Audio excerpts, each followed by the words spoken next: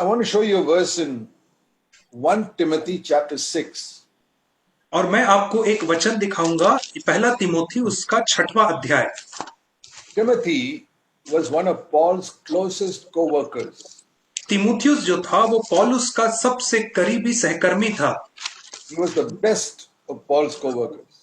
और वो पौल के सहकर्मियों में सबसे सर्वश्रेष्ठ था।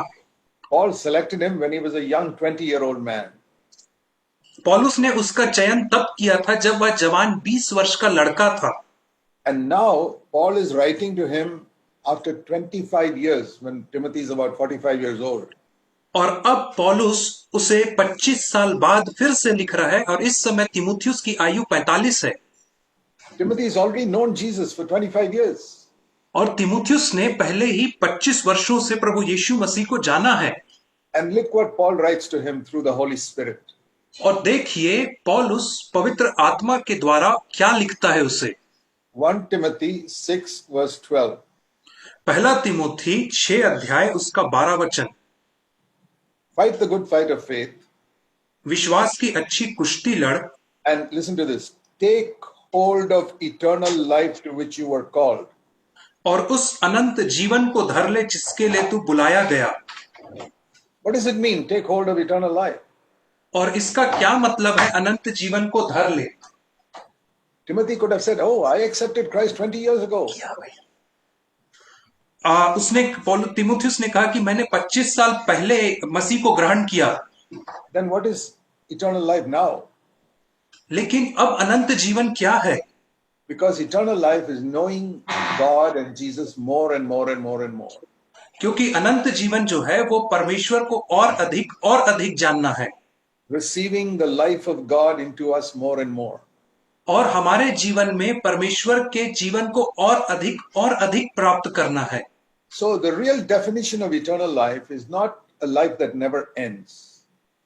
और इस समय जो अनंत जीवन की जो परिभाषा है वो यह नहीं कि जो जीवन कभी ना समाप्त हो, but a life that had no beginning and has no end. परंतु एक ऐसा जीवन जिसका ना ही आरंभ है और ना ही अंत है। That is only one life that had no beginning, that was God. और ऐसा एक ही जीवन है जिसका कोई आरंभ नहीं था और वह है प्रभु। So we can say eternal life is the life of God. और हम कह सकते हैं कि जो अनंत जीवन है वह परमेश्वर का जीवन है। And this is the greatest gift God can give us. और यह वह सबसे बड़ा उपहार है जिसे परमेश्वर हमें दे सकता है। More than asking God for health or money or comfort, ask for eternal life. और परमेश्वर से स्वास्थ्य, पैसा, सुख सुविधा मांगने से बढ़ करके आप परमेश्वर से अनंत जीवन को मांगे। Hey Lord Jesus, I want to know you more and more, just like a wife knows her husband more and more.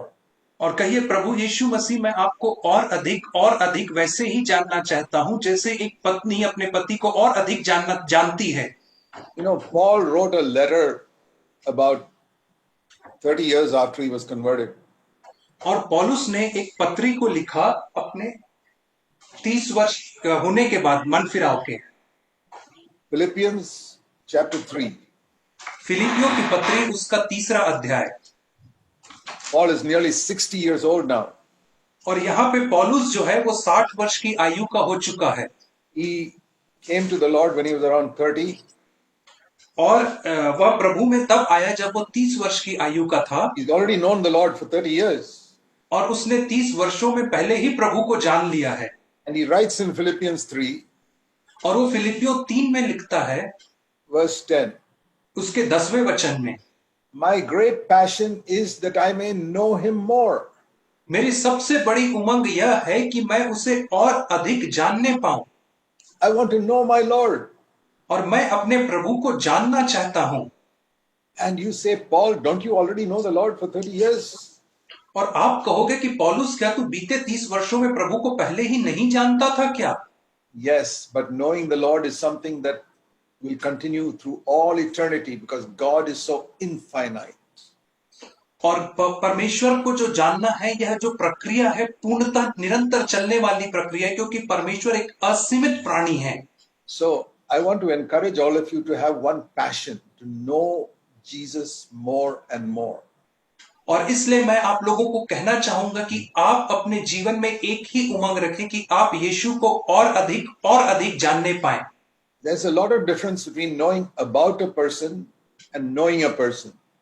और बहुत अंतर होता है एक व्यक्ति के विषय में जानना या व्यक्ति को स्वयं जानने में। You may know about the President of India, but you don't know him personally. और आप भारत के राष्ट्रपति के विषय में जान सकते हैं परंतु राष्ट्रपति को व्यक्तिगत तौर पे नहीं जानते होंगे। You can read about his life and know all about his life, but you don't know him personally. आप उसके जीवन के बारे में पढ़ के उसके जीवन से जुड़ी हर चीजों को जान सकते हैं परंतु आप उसे व्यक्तिगत तौर पे नहीं जान पाएंगे। In the same way, you can read and know all about Jesus Christ and not know him personally. उसी रीति से आप यीशु मसीह के विषय में सब चीजों को पढ़ करके जान जाएंगे परंतु आप उसे व्यक्तिगत तौर पे नहीं जान पाएंगे। Many people who read the Bible, they know about Jesus. They don't know him personally. और बहुत सारे लोग जो बाइबल का अध्ययन करते हैं वे यीशु मसीह के बारे में जानते हैं परंतु उसे व्यक्तिगत तौर पे नहीं जान पाते हैं। So don't glory that you know the Bible. इसलिए इस बात पे आप गर्व ना करें कि आप बाइबल को जानते हैं। There are many people who cannot read and write who know Jesus personally. और बहुत सारे ऐसे लोग हैं जो ना ही पढ़ सकते हैं ना ही लिख सकते हैं परंतु वे यीशु को व्यक्तिगत तौर पे जानते हैं। So many people know the Bible, but they still live in sin. और इसलिए बहुत सारे लोग जो है वो बाइबल को तो जानते हैं परंतु उसके बावजूद पाप में जीवन जीते हैं। And you can read the Bible and know the Bible and be spiritually blind.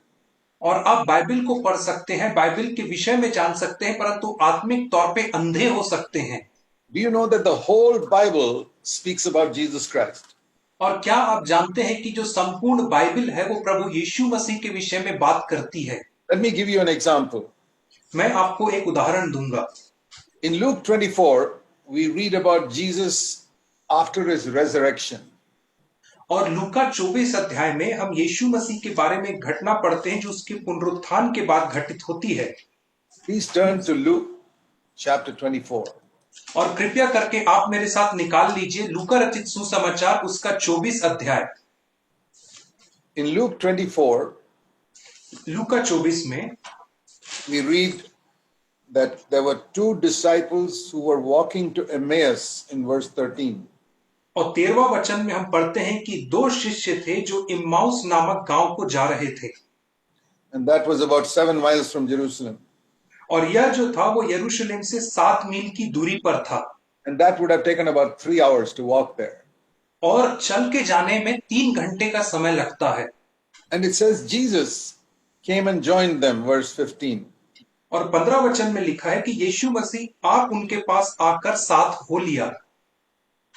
They didn't know it was Jesus. They thought Jesus is crucified on the cross. और वे लोग नहीं जानते थे कि यह यीशु उनके साथ चल रहा है। उन्हें इतना पता था कि यीशु क्रूस के ऊपर चढ़ा दिया गया है। They did not know he was risen from the dead. परंतु वे यह नहीं जानते थे कि वह मृतकों में से जी उठा है। It says in verse 16, their eyes were prevented from recognizing him. और 16वां वचन में कहता है कि उनकी आंखें ऐसे बंद कर दी गई कि वे उससे पहचान ना सकें। Jesus walked with them for 3 hours, and what did he talk about? और यीशु मसीह उनके साथ 3 घंटे तक चलते रहा और उनसे क्या बातचीत किया। We read in verse 27.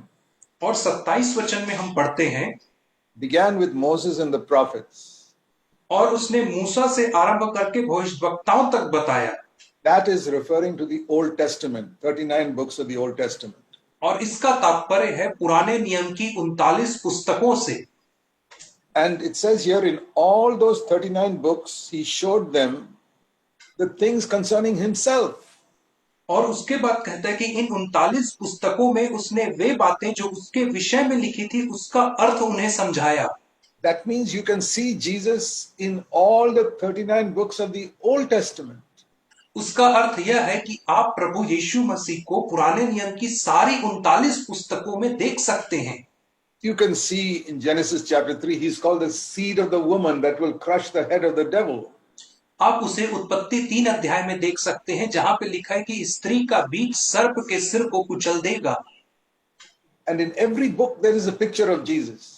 और हर एक पुस्तक में यीशु मसीह का एक चित्र पाया जाता है। You know, when Moses hit the rock and the water flowed for the Israelites to drink.